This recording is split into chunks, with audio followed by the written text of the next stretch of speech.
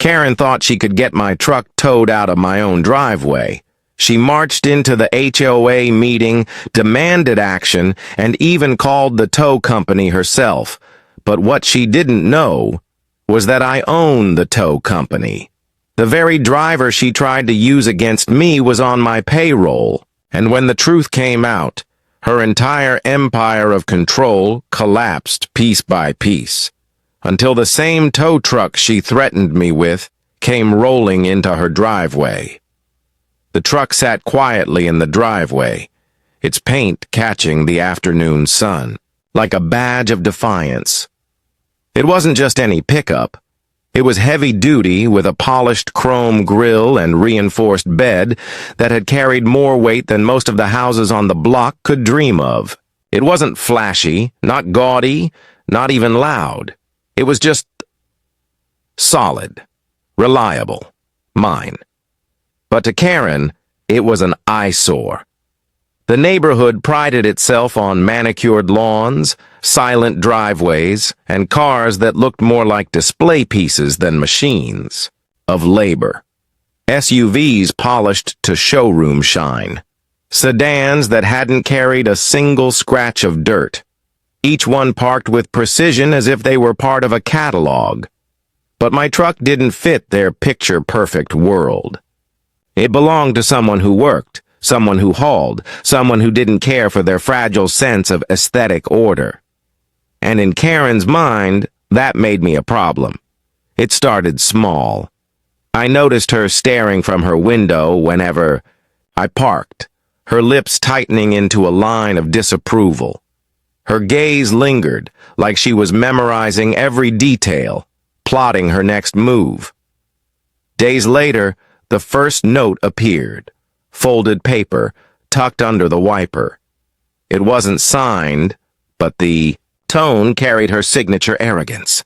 It claimed the truck violated neighborhood standards, that it lowered the image of the street, that it would be handled if I didn't move it. At first, I brushed it off. Notes don't move steel, words don't dent chrome. My truck wasn't going anywhere. But Karen wasn't done. The next strike came in whispers. I'd catch neighbors glancing at me, murmuring in their driveways. She had been busy, planting seeds, spreading rumors, telling them that my truck brought undesirable attention to the block, as if my driveway had become a magnet for chaos, as if a parked vehicle could summon trouble from thin air. The bee. Same truck that had been parked in front of job sites, city halls, and even law enforcement yards for years, suddenly, in her narrative, was a threat. And then, one morning, the note became a warning. She scribbled it in all caps this time, underlined words pressed deep into the paper. Move it, or I will. The tone carried weight now, the kind of weight that suggested she had already planned her next move. A threat dressed as authority. Most people would have worried. They would have scrambled, moved their truck, kept their head down. But I didn't, because the irony of it all was almost too perfect. She thought she was about to corner me, force my hand, bend me into submission. What she didn't know was that the ground she stood on belonged entirely to me. Because that truck, the one she wanted gone, I owned the company that could take it or leave it anywhere I pleased. The tow trucks she thought were her weapons were my tools. The drivers she thought she could call were the men and women who signed my logbooks. The invoices, the contracts, the jobs, they all funneled back to me. She was aiming a gun that I built, and she was about to pull the trigger. But before she could, I decided to wait, to let her make her move, to give her the illusion of power, the thrill of believing she had the upper hand. Because revenge doesn't taste sweet when it's rushed. It's richest when it's served after patience, after silence, after giving the enemy just enough rope to hang themselves. That evening, I stood at the window, watching the truck rest in its place like a soldier on duty. I could feel the tension brewing in the air, the calm before her storm. Somewhere inside her house, Karen was drafting her next attack, dialing her next number, sharpening her claws for the fight she thought she was about to win. And me? I was smiling, because when the tow truck eventually rolled onto this street, it wouldn't be coming for my truck. It would be coming for hers. The morning broke quiet. Too quiet. The kind of silence that doesn't settle. It lurks. I stepped outside, coffee in hand, the air thick with the scent of watered lawns and clipped hedges. My truck sat in its place, unbothered, unmovable, like a monument to resistance. But across the street, behind carefully drawn curtains, Karen was moving. I could feel it before I saw it. The faint shadow at her window, the twitch of blinds snapping back into place, the presence of someone who believed they had just orchestrated a masterstroke. By mid-morning, the sound came, not loud, but piercing enough to cut through the stillness. The shrill ring of a phone call carried not by my walls, but by the rhythm of the street itself. A call Karen had been waiting to make. She had reported my truck. The evidence was easy to piece together. The way she strutted across her porch moments later, her expression smug, victorious, her pace quicker than usual, her steps charged with a secret she couldn't wait to unleash. She had called the tow company, filed her violation, and now, in her mind, the clock was ticking. And me? I didn't flinch, because that phone call hadn't gone where she thought it had. It hadn't gone to some faceless dispatcher ready to rubber stamp her complaint. It had gone to my office, to my people, to the very desk where my employees logged jobs and dispatched trucks. The request had landed in my system like a bird flying straight into its predator's nest. My dispatcher, seasoned and loyal, recognized the address immediately. She knew the truck in question, she knew the name attached to the account, and she knew better than to process that order without letting me see it first. I didn't have to imagine Karen's tone on that call. It was all too familiar. Sharp, clipped, rehearsed righteousness. She would have painted my truck as a blight on the neighborhood, a hazard to safety, maybe even an obstruction to the community's harmony. Her words coated in false concern, but sharpened with venom. The type of speech she had likely perfected in PTA meetings and HOA conferences, the type she believed carried authority. But authority is a fragile mask when the power lies elsewhere. By noon, the paperwork she had triggered was sitting neatly on my desk. Her complaint, her demand, her signed submission, all recorded, stamped, official, proof of her move. I leaned back in my chair, the irony washing over me like a wave. The hunter had set her trap, but the snare was built from my rope. She wanted my truck gone, and instead she had given me leverage, tangible, written leverage. I had two choices. I could dismiss it outright, cancel the call, and leave her guessing why nothing happened. Or I could take this game further. I could let her believe she was in control, let her excitement grow, let her anticipation reach its peak. Then, when the tow truck finally arrived on the block, it wouldn't be for me. It would be for her. The thought simmered in my mind all afternoon. Revenge was a dish best prepared slow. Meanwhile, Karen couldn't contain herself. Every so often I'd see her slip outside, pretending to water her plants, her eyes darting toward my driveway. She lingered, waiting for the inevitable moment, when my truck would vanish, her lips curving at the fantasy of my humiliation. She had no idea she was standing in the opening act of her own downfall. The day stretched into evening, and still she waited. I stayed patient. The tow truck wouldn't. Come tonight. No, the stage wasn't ready yet. A performance this good needed the right audience, the right timing, the right spectacle. And when the time came, it would shake the neighborhood. For now, all I had to do was sit back and let her write the next chapter with her own arrogance. Every glare from her porch, every whispered word to the neighbors, every self-assured smile that carried the confidence of a plan she thought was foolproof. She didn't know that her downfall was already inked into the very complaint she filed, and soon the sound of a diesel engine would echo down our street. But the driver wouldn't be coming for me. The sun rose the next morning heavy with heat, the kind of oppressive warmth that made the street shimmer and the asphalt hum. My truck sat in its place, steady and stubborn, its steel frame glowing faintly under the weight of daylight. Karen was already up. She was always up when she thought victory was within reach. Her blinds twitched, her door cracked open, and before long she was back on her porch, watering the same plants that didn't need it, adjusting the same decorations she had touched a dozen times already. None of it mattered. She wasn't tending to her home. She was waiting for the truck she thought she had summoned.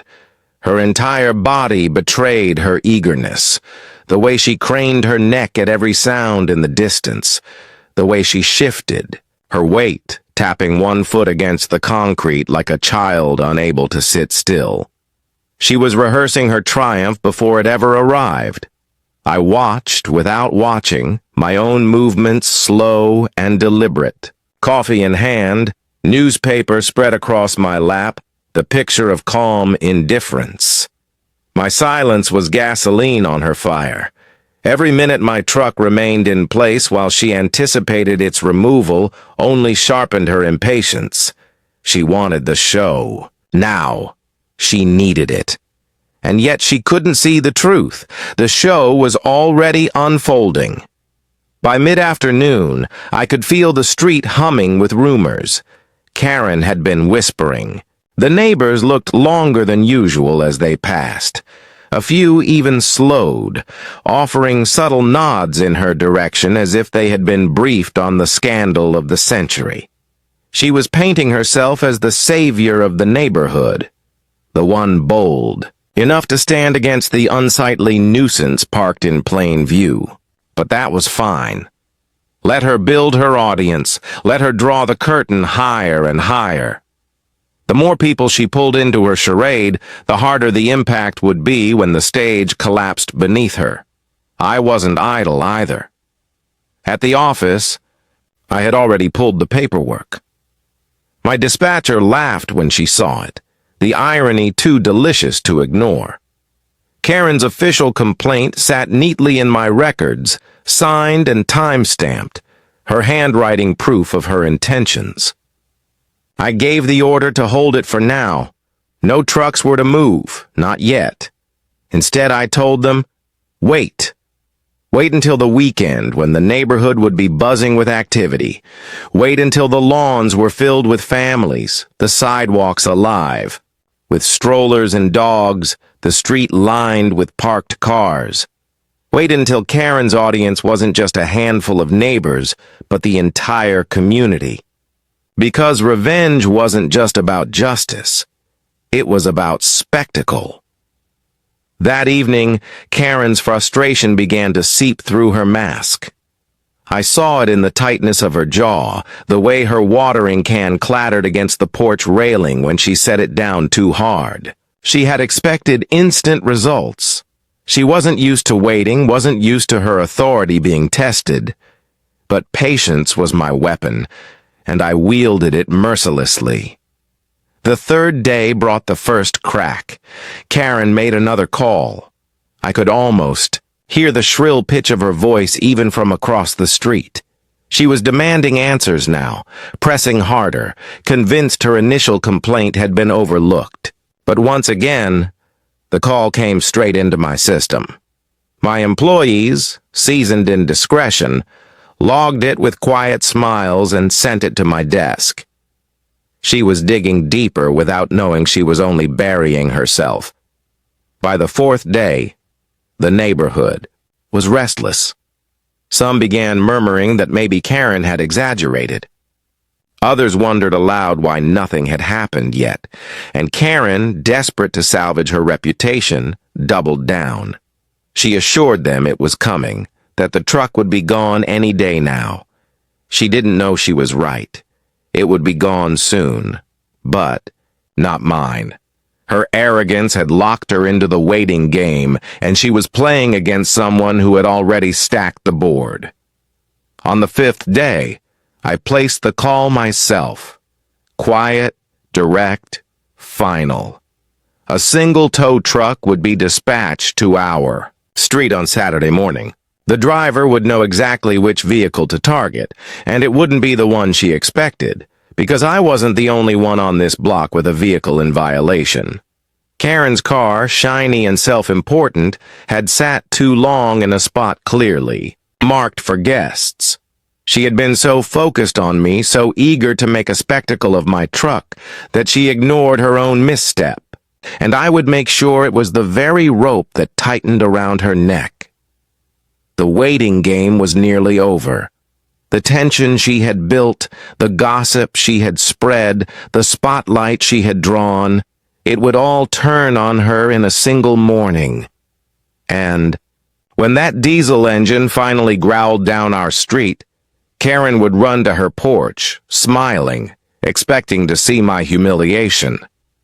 What she would see instead would strip that smile from her face in an instant. Saturday morning broke crisp and sharp, the kind of morning when sound carried a little too clearly and every detail seemed etched in glass. The neighborhood came alive with its usual weekend rhythm. Sprinklers ticked in perfect arcs, children zipped along the sidewalks on bikes, and the smell of cut grass drifted like smoke through the air. But beneath that suburban calm lay a current of electricity. The whispers Karen had spread all week had grown into expectation. Everyone knew today was the day. Today, the infamous truck, my truck, would be dragged off at last.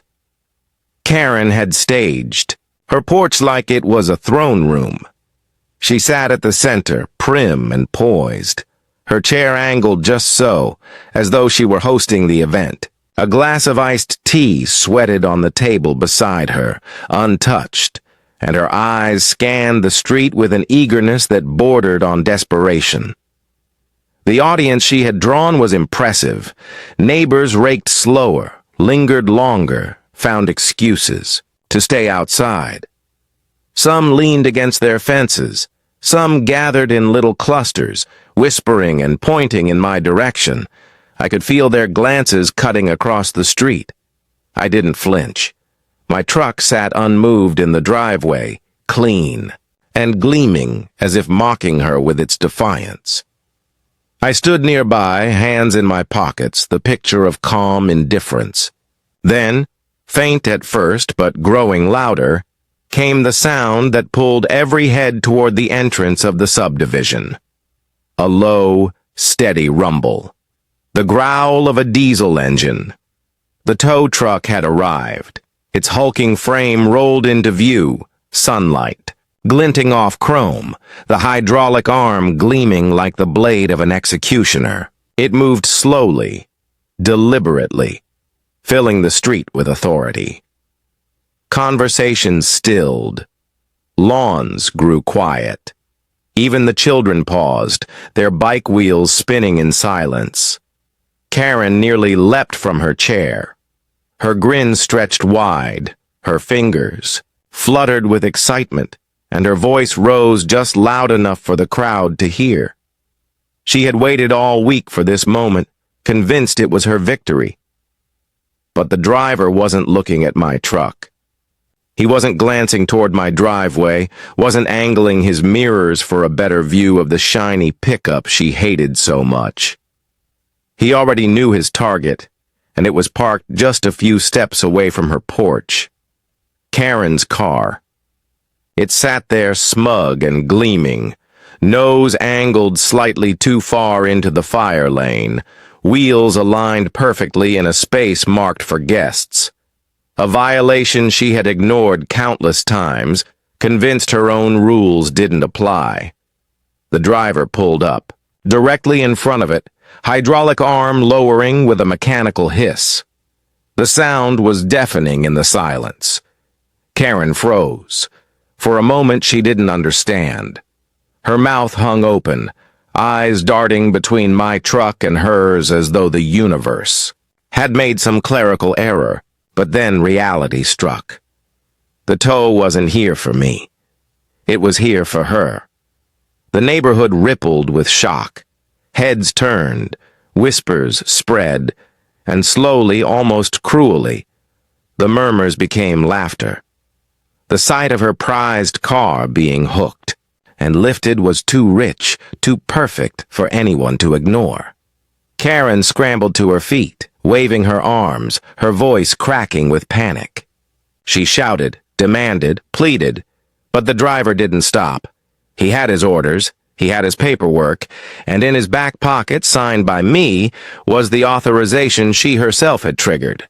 The tow truck's hydraulics whined as her car tilted upward, its tires leaving the pavement like a shamed animal dragged from its den. The audience gasped, some covered their mouths, others smirked openly. Her face flushed crimson, a cocktail of rage and humiliation boiling over as the very spectacle she had promised turned against her. And I didn't move. I watched in silence, letting the moment play out exactly as I had designed. The sun caught on the polished surface of my truck, still parked proudly where it had always been, untouched, untouchable. Karen's scream carried through the street, raw and desperate, but it only sealed her downfall. The louder she got, the smaller she seemed. Her neighbors, the very people she had rallied against me, now stared at her with new eyes, eyes that measured, judged, and found her wanting. The tow truck roared forward, dragging her car away piece by piece, until it disappeared down the street and around the corner, gone from sight, but not from memory. That absence would hang over her porch like a storm cloud. When the rumble faded, a silence settled that was heavier than before. The neighborhood had witnessed the turn of the tide. Karen, who had strutted and shouted, who had wielded rules like weapons, had been exposed for what she truly was. Her throne had collapsed beneath her, and she was left standing in the wreckage. But this was not the end. No, this was only the first fracture. Because humiliation in front of neighbors was one thing, what came next would cut deeper. The paperwork she had signed, the records she had left behind, the complaints that now pointed back to her, it was all in my hands. And where humiliation had weakened her, exposure would destroy her. Karen thought losing her car was the worst day of her life. She had no idea what storm I was about to unleash. Karen's car was gone, hauled away in front of her entire audience. But humiliation, while satisfying, was only the opening act. The real unraveling was still ahead.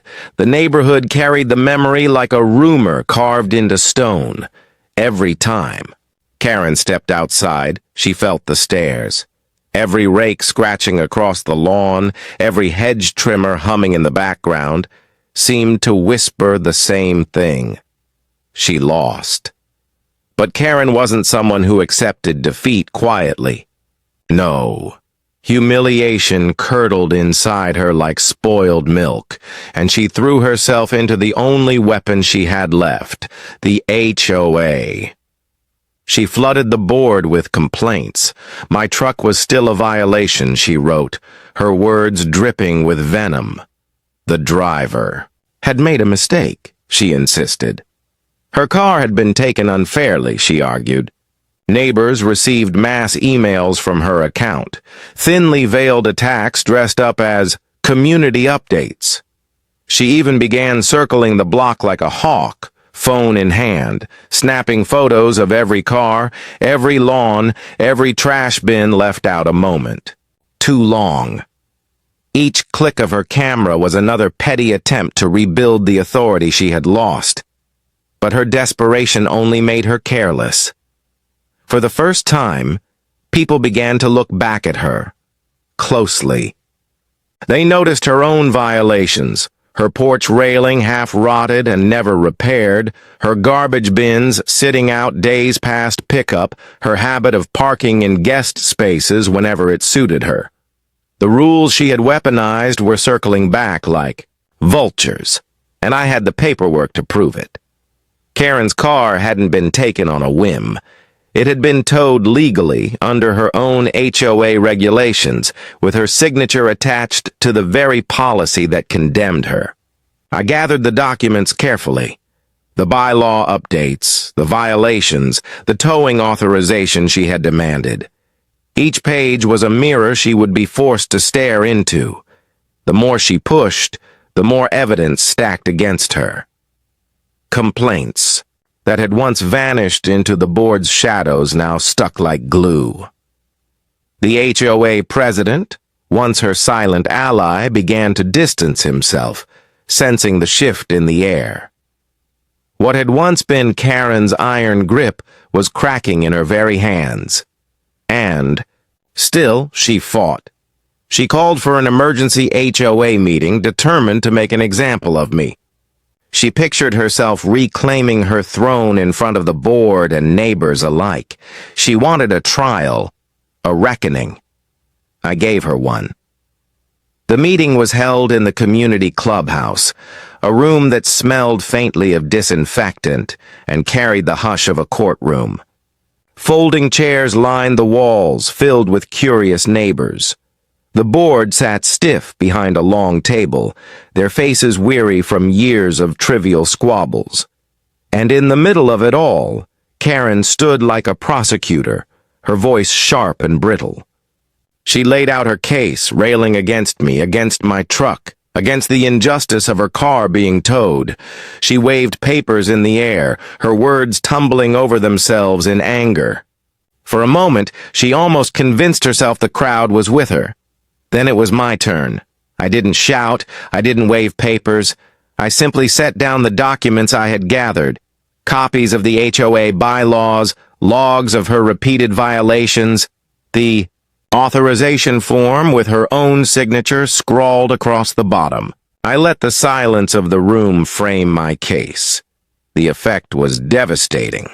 Neighbors leaned forward, eyes wide. The board members exchanged glances, discomfort spreading like wildfire. And Karen's face drained of color as the papers passed from hand to hand, each one a nail in the coffin of her authority. Her protests faltered. Her voice cracked.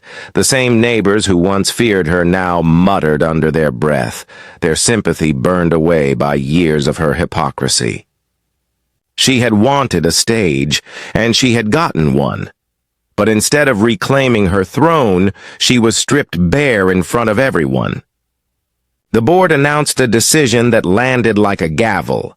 Karen was found in violation of multiple HOA rules. Fines would be issued. Her behavior as a board member would be reviewed. And for the first time in years, she had no power to stop it. The meeting broke into murmurs as chairs scraped against the floor. Neighbors avoided her eyes as they filed out, leaving Karen alone at the center of the wreckage. The board shuffled papers, embarrassed but resolute, their silence heavier than any words. I walked out last, my truck key heavy in my pocket, the night air cool against my skin. Behind me, the clubhouse lights flickered, and I could almost feel her glare boring into my back. Karen had wanted to destroy me. Instead, she had exposed herself. But even that wasn't the end, because humiliation in front of neighbors was one thing. Accountability in front of the law was another. And Karen's spiral of pettiness had left a trail. Fines unpaid, signatures falsified, money moved where it shouldn't have been. Her downfall wasn't just social anymore. It was financial. It was legal. And I had the means to make sure it all came crashing down. Karen's downfall had begun with humiliation. It spread through whispers, snowballed into anger, and finally collapsed under the weight of her own hypocrisy. But in neighborhoods ruled by HOAs, a simple loss of face isn't always enough. For someone like her, pride was only the surface. Beneath it lay the structures she had built. The control, the money, the grip on people's lives. And that I intended to dismantle. The HOA fines against her started small, hundreds here, a few thousand there. But when she ignored them, they grew, piling interest upon interest until they became a mountain she couldn't climb. The same rules she had used to crush others were now shackled to her ankles, dragging her down. Neighbors stopped listening to her. The board stripped her of her position, citing misconduct and abuse of authority. The woman who once ruled through intimidation now sat in her crumbling house, blinds drawn, avoiding the very people she used to command. But that wasn't the end of her story, because in her desperation, Karen made one final mistake. She had dipped into HOA funds months earlier, covering her personal expenses under the guise of community projects. It was a quiet theft, one she thought no one would notice. But with eyes now on her every move, the discrepancies surfaced like rot under fresh paint. The board investigated, auditors were brought in, and the results were damning. Karen owed tens of thousands of dollars. Money that wasn't hers to take. Money she couldn't repay. That's when the letters started. Official notices stamped in red. Then came the lawsuit. And finally, the lien on her home. The walls she had hidden behind for years were now paper thin, every legal document another hammer blow. Meanwhile, my life moved forward, stronger than ever. My truck sat proudly in my driveway, untouched, a symbol of the battle I had won. Neighbors who once feared HOA tyranny now waved when they passed, their relief written in their smiles. The community breathed again, no longer suffocated by Karen's shadow. But Karen's storm only grew darker. I still remember the morning her house was emptied. The sky was pale, the air brittle with early frost. A tow truck rumbled down the street, heavy chains clinking against steel. Not just any tow truck, my driver, my company. The irony was a masterpiece. Karen stood in the driveway, her face hollow, eyes wide with disbelief. Furniture was carried out one piece at a time, stacked on the curb. Her once prized SUV, already scarred from repossession, sat like a ghost at the edge of her property. And behind it, the truck she had once threatened to use against me now waited, engine growling, patient, inevitable. The lien had been enforced. The debt had caught up.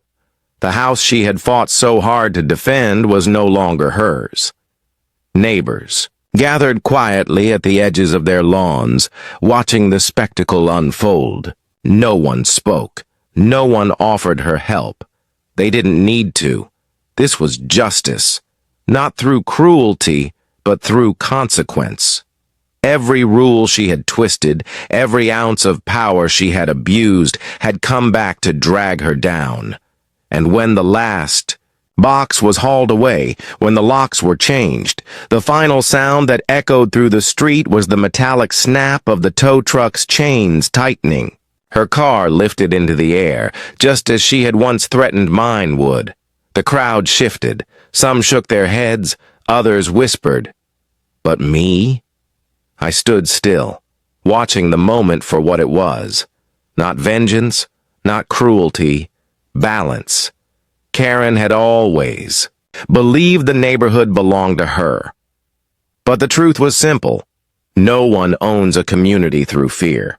Real power doesn't come from rules and fines. It comes from respect. And she had never earned it. As the tow truck pulled away, her car swinging behind it like a pendulum, I felt the last piece of the battle fall into place. The chapter was closed. Karen was gone. The neighborhood moved on. Children played in front yards again without her shrill warnings. Families parked without fear of petty threats. The HOA meetings grew lighter, shorter, no longer dripping with malice. The shadow had lifted. And my truck? It stayed right where it had always belonged, parked proudly in my driveway, the silent witness to a war won not with anger, but with patience and precision. In the end, it wasn't me who destroyed Karen. It was Karen who destroyed herself, brick by brick, lie by lie, until the foundation crumbled beneath her. The tow truck's rumble faded into the distance. The street quieted. The story was over. But the lesson lingered. Never underestimate the one you threaten. Because sometimes, the very person you aim to crush is the one holding the chains of the tow truck that comes for you in the end.